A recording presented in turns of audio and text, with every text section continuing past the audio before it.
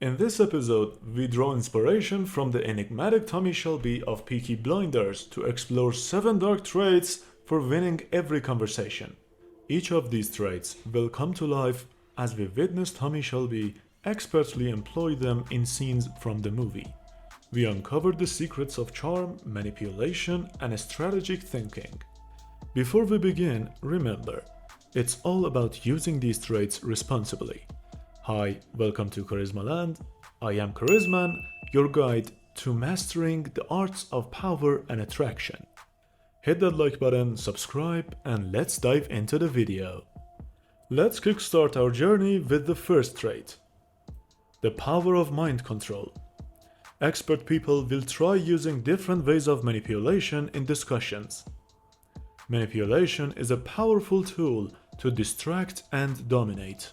As we see in this gripping scene from Peaky Blinders, Mosley, an ambitious man with dreams of becoming the future Prime Minister, attempts to manipulate Tommy Shelby by delving into his wife's past. Your wife has led an interesting life. It may even be possible that as a younger man in Birmingham, I came across her. Yet, Tommy remains unshaken, displaying the strength and composure. He confidently responds, Well, if you recognize her, maybe you can talk about old times, eh? Maybe. Here Tommy brushes off Mosley's weak attempt to provoke him. But Tommy doesn't stop there. He counters by showcasing his intelligence and influence over Mosley. I too have done some research, Sir Oswald. Yeah. I researched your wife, and your wife's younger sister, and your wife's stepmother, Lady Curzon, all of whom you are fucking. If such things were to take place on a narrowboat, the church would get involved. This daring move demonstrates that Tommy is a powerful and smart enemy, leaving Mosley cautious of his every word and action. Next, we move on to the second trait. Take focus from them by asking irrelevant questions. This clever tactic shifts the conversation's dynamics, disarming your opponent and relieving the pressure they had on you. It's a subtle way of saying, "Your words aren't worth my attention. Answer my questions instead, little boy." Here you see an example in which Tommy is in jail and the priest is the powerful man in the room. Tommy tries to balance the power by using the second trait. In fact, he uses this trait several times. So the Oddfellows want you to know that any deviation from your instructions will have consequences. What's your dog's name? You visited your sister. Hey, what's your name, boy? Your sister is a potential security breach. She has connections with the Bolsheviks in London, who have connections with the Soviet embassy. I think I'll just call your dog Boy. You love your boy, don't you? Observe the priest's reaction. He recognizes Tommy's trap, refusing to react as most people would do. But as Tommy employs this trick repeatedly, the priest runs out of patience. They do what we tell them, just as surely as this dog. Let him off the leash. Are you hearing me, Mr. Shelby? Bingo, it works like a charm. Priest is asking for Tommy's attention. Now, the priest no longer holds all the power in the room, and Tommy deftly gains an advantage. By the way, if you've been enjoying this video so far, hit that like button and show your support. I really appreciate that. The third trait. Stay on your subject, disregarding what others say. There are moments when people try to interrupt you or divert the impact of your words by asking questions or changing the topic. In such instances, it's essential to stay focused and keep speaking about your own subject without playing into their game. As you can witness in this scene, Tommy uses this trait perfectly. If you need anything in this city, just mention my name. So you want to impress me, Mr. Shelby? Isaiah! This tactic can also be employed when there is no offense against you, but you wish to assert dominance in the conversation. In a compelling scene, we witness Tommy entering a Chinese restaurant determined not to sell drugs anymore.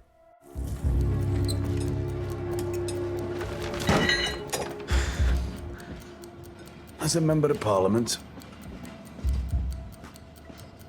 for this constituency, it is my duty to take responsibility for the welfare of my constituents. The clock is still ticking. Consumption of opium is very prejudicial to health. Women give it to their children so they can leave them untended while they work in the factories. By maintaining control over the conversation, Tommy Shelby showcases his strength and unwavering determination. He doesn't allow distractions or outside pressures to sway him from his chosen path.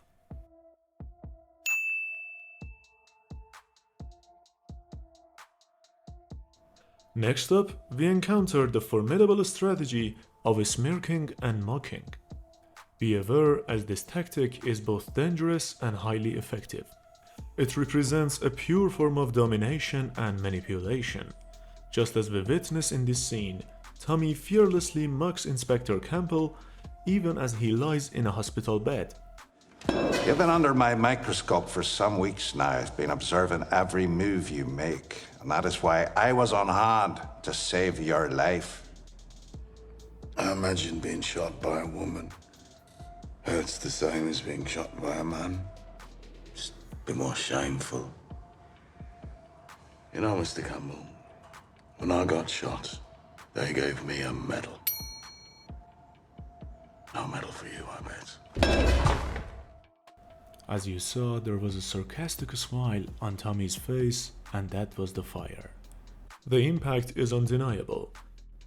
When deploying this trick, your counterpart's singular aim becomes wiping that smile from your face, striving to regain control of the conversation. This is where you seize the opportunity and assert your dominance. As the saying goes, by adopting this approach, you are bound to emerge victorious, just like Tommy Shelby. The fifth trait.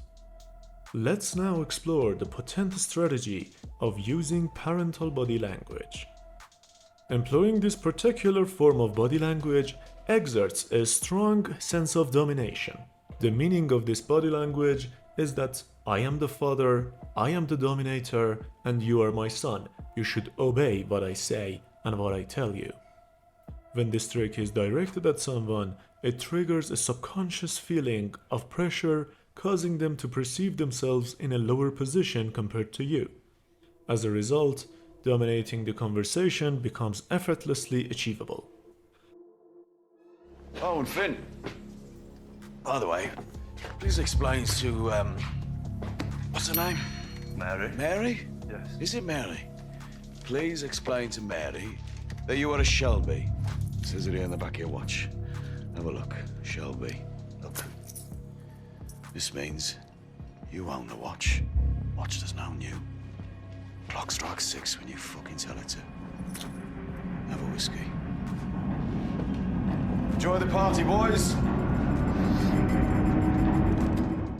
As we observe Finn being influenced by Tommy's position within the family, it's evident that Tommy's charisma and influence stem from employing such tactics. So, as I said, this is a very powerful body language. Don't use it when unneeded. Now, you tell me, has someone ever used this trick on you? Or have you ever done it to someone else? Write it in the comments and let me know how did that go on for you. Also, feel free to ask any further questions about power and attraction rules in the comments. I'll be delightful to answer. Next trait, non-reactivity. Life presents moments that can instill fear and stress, triggering reactive responses from you. However, what if you took a different approach? What if, in the face of something terrifying or stressful, you chose non-reactivity? Let me show you the profound impact it can have on your charisma. That is. What? Nah, That's funny. I'll give you 100% of my business. Yeah. Why?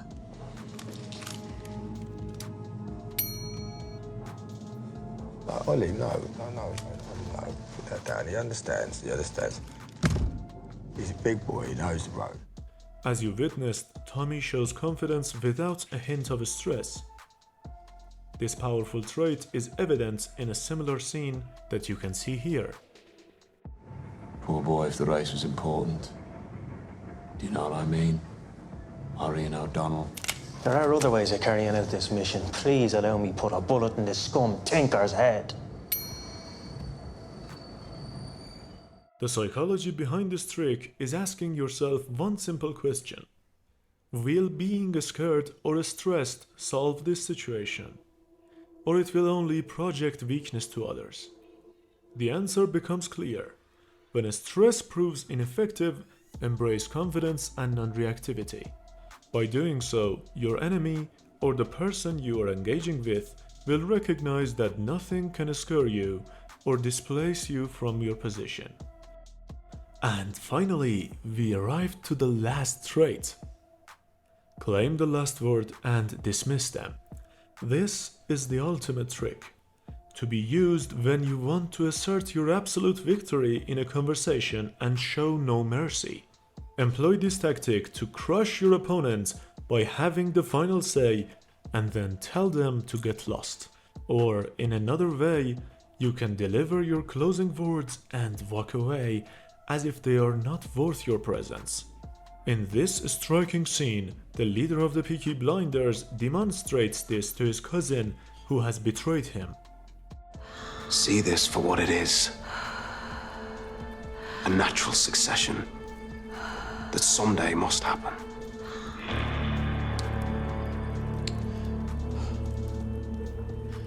I gave you an opportunity, Michael. You betrayed me. Don't be here when I get back. You? This tactic represents a pure form of domination and, in certain situations, can secure your victory. As you do this move, the person will naturally take a lower position, especially when others are present. And there you have it, the 7 dark traits for winning every conversation, inspired by Tommy Shelby. If you enjoyed this video and learned something valuable, leave me 2 red hearts in the comments, and I really appreciate that.